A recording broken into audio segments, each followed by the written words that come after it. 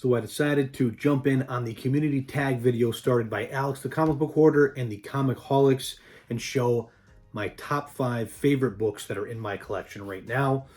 Stick around to see which ones I picked. What's going on, everyone? Welcome back to the channel. Andrew here, Comic Fanatic 86, back again with another video. Today we have a community tag video. It was started by Alex the Comic Book Hoarder and the Comicholics a few days ago. If you aren't following those channels, I urge you to do so. I know the Comicholics, they're actually local to me. I know them both personally. They haven't been doing a lot of as much content lately, but if you check out their channel, they still have a ton of older videos that are great. They do put out stuff once in a while. And then Alex the Comic Book Hoarder, I mean, he puts out awesome videos all the time, really quality content with just showing his PC, showing just foundational books that everyone should be picking up. So I decided to jump in on the community tag and show my 5 favorite books in my collection. Now these books, they are on the more kind of valuable side. If you guys do videos like this, you don't have to show just really valuable books. But I had a tough time narrowing it down to my top 5. And I mean, I left a lot of really, really great books off of the list that I have personally. But these are just some of the ones that I really love. And they all kind of have a little story behind them, how I got them, that kind of thing. So let's just start it right off. So first up, we have my copy of The Amazing Spider-Man number 252, 9.8 newsstand with white pages. This is the first appearance of the black suit Spider-Man. Now this, you know what, I'm gonna take it out of this plastic. This isn't even this. I need to get new Mylars for some of my books. These ones aren't really Mylars. They're a little bit like dull looking. But yeah, this book. So I do have a little bit of a love-hate relationship with this book. I mean, I love it. I'm really happy to have it in my collection. But there's a little bit of a story behind it. So basically, I bought this copy raw and 4 other copies at Rhode Island Comic-Con about 5 years ago or so. So I got 5 copies, all newsstands, all really high grade. I ended up getting them for about 80 bucks a piece. And then I got them all pressed, slabbed. They were all, 9.8 candidate books. So 3 of them came back 9.8 and 2 of them came back 9.6. The pandemic happened and I sold 2 9.8s and 2 9.6s. At the time, I got about fair market value, maybe a little bit under. And then without anybody, nobody knew it was going to happen. The comic book boom of 2021 happened, and these books jumped up in about 600%. I was a little salty about it, but, it's one of those things where no one can get this, right all the time. I buy and sell comic books all the time. I get books slabbed, I sell, I sell books to fund my PC, all that kind of stuff. And you can never get everything right. You're gonna sell too early, you're gonna sell too late. It's just gonna happen. Do I wish that I held off a couple of those copies? I do. But yeah, I mean, I'm definitely still happy to have this book in my collection. If it wasn't a newsstand, I don't know if it would make my top 5 favorite books, but since it is a newsstand, I am very, very happy. I mean, I would be happy with it either way, even if it was a direct, but yeah, the newsstand just puts it over the top for me. So yeah, beautiful book. First appearance of the black suit Spider-Man.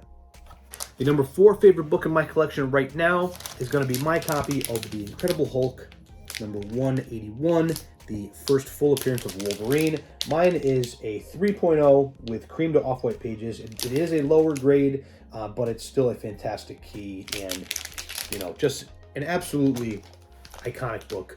So the story behind this one is I found this at Rhode Island Comic-Con. It might have been the same year that I found all those ASM 252s, but I found this in a this was years ago, 4 or 5 years ago, before the pandemic. I found this in a back issue bin for $75 raw. Now at the time, it was probably about a 1.5. Nasty spine roll, had folds everywhere, front and back. I ended up getting it pressed, cleaned and pressed by CCS, and then slabbed. They did a really, really nice job with it. I mean, they flattened everything out. That spine roll, they fixed it basically completely, and it came back at 3.0. Again, you know, lower grade copy, but it's still the first full appearance of Wolverine. This is like the #1 book to get in the Bronze Age for Marvel. Absolutely iconic book.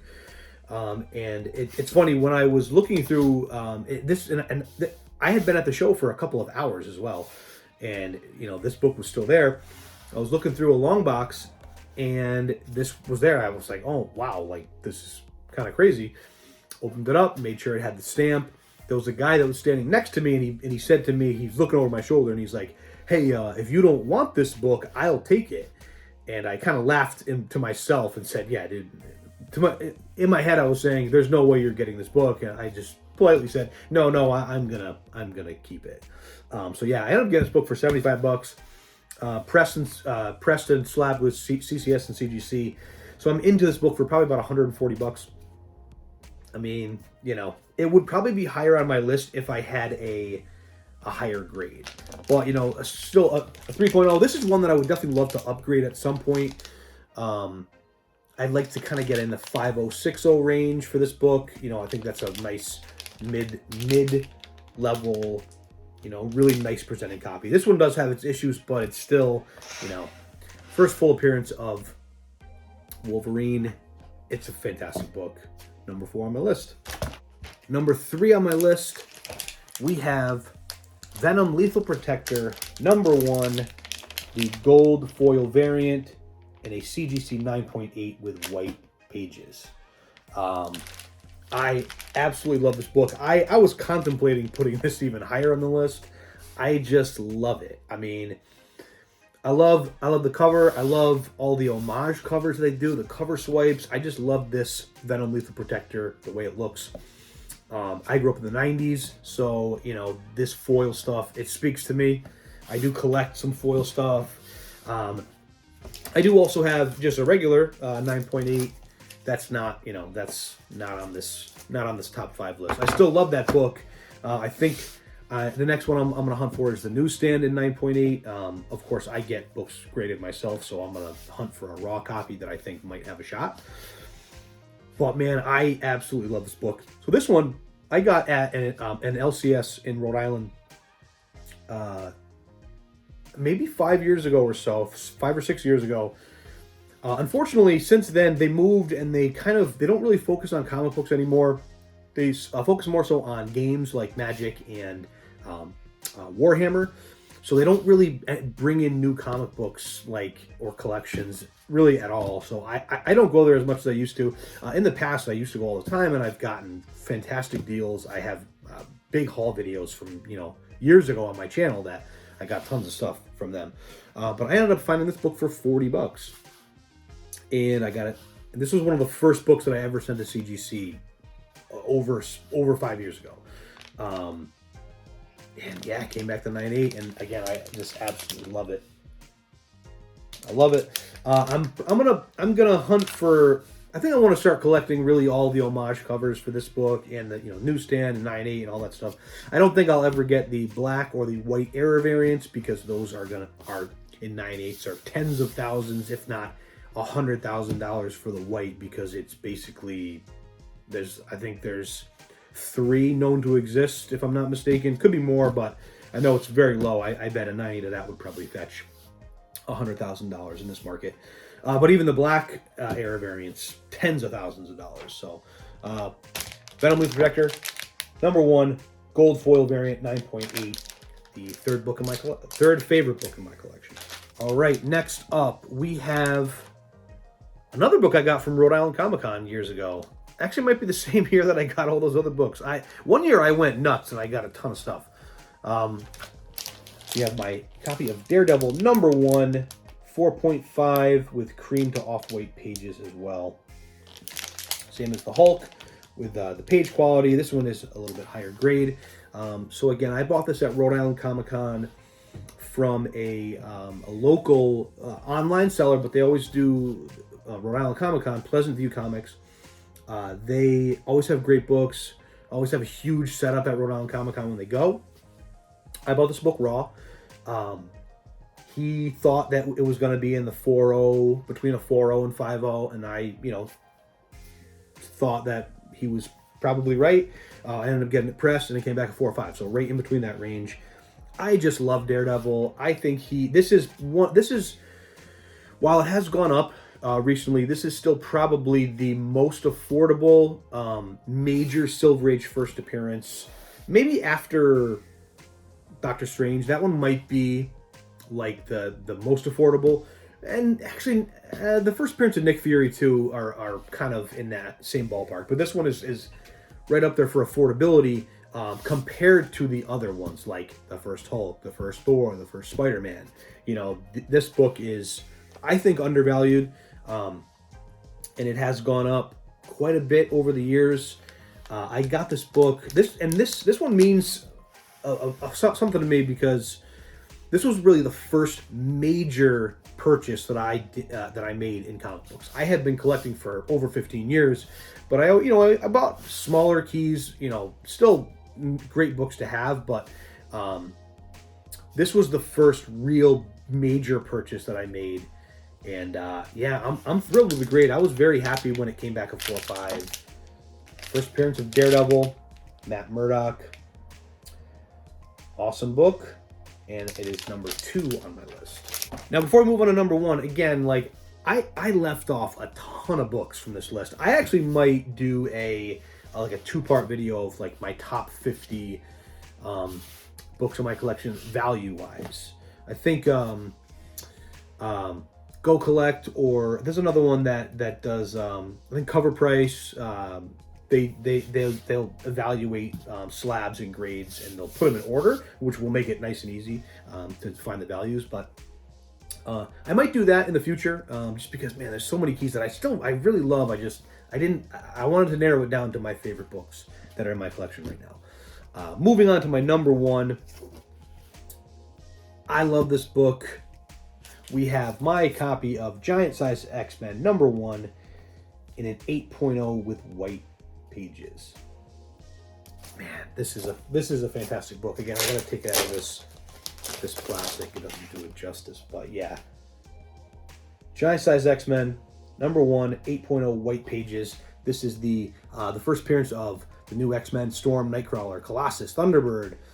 Second full appearance of Wolverine, they say, but just an iconic book. Again, this is in the top. This is probably number 2 in the Bronze Age. It's gonna go Hulk 181. This book probably ASM 129, which again I left off. I don't have. I have it, but it's not on my list. My top 5. The first Ghost Rider. Those are gonna be the top books. But this one is, I would say it's number 2 for the most sought after Bronze Age Marvel books. And yeah, I'm thrilled. I love this book so much. So I bought this book again from Pleasant View Comics. I didn't buy it at Rhode Island Comic Con. I actually went over I met him. He told me he had a bunch of books that I might be interested in, and I was looking through all of his stock. This was right at the beginning of the pandemic, so 2020. So it was right before the comic book boom of 2021. I bought this book. It was raw as well. He had it from someone who actually had it graded by CGC, and it was graded at a 7.0, and he ended up cracking it. I bought it raw. He thought that they were a little harsh. He thought that it might get a 7.5. I looked over it. I saw that it had a bunch of waves on the spine that I thought my presser could flatten out. To my surprise, I mean not really surprised. I thought it could bump, and it got an 8.0 with white pages. Super happy with it, man. The spine is pretty square. There's a little, but there are a couple of dings on it. Yeah, man, the book, it looks, it's a really, really nice looking 8.0. Now, I bought this before the pandemic, before the comic book boom. It was during the pandemic, right at the beginning. And this book has come down since. When I bought it for kind of FMV of a raw kind of 7.0, 7.5. So I'm definitely in the green on this book quite a bit, but it's come down from the peak. during the comic book boom, the business kind of comic book seller side of me said, you should sell this book. It's going for crazy, crazy money. And the collector side of me thought, this book is fantastic. I mean, I love it. I love the grade is great. The page quality, I'll never get it for the price that I got it for. And the collector side of me won my inner argument. So I kept it. It's my favorite book in my collection. I love it. It's a fantastic book. I mean, Giant Size XMen #1. Who wouldn't love that book? So that is it. That's my top 5. If you guys liked the video, please hit that like, comment, and subscribe to the channel. It really helps me out.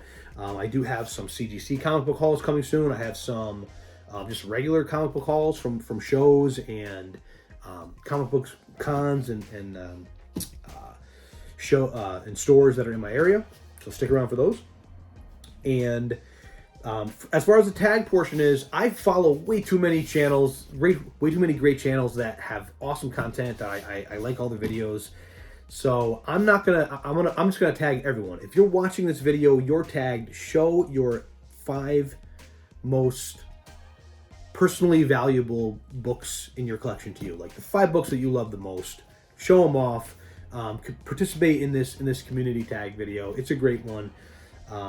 And go follow those guys, Comicholics and Alex the Comic Book Hoarder.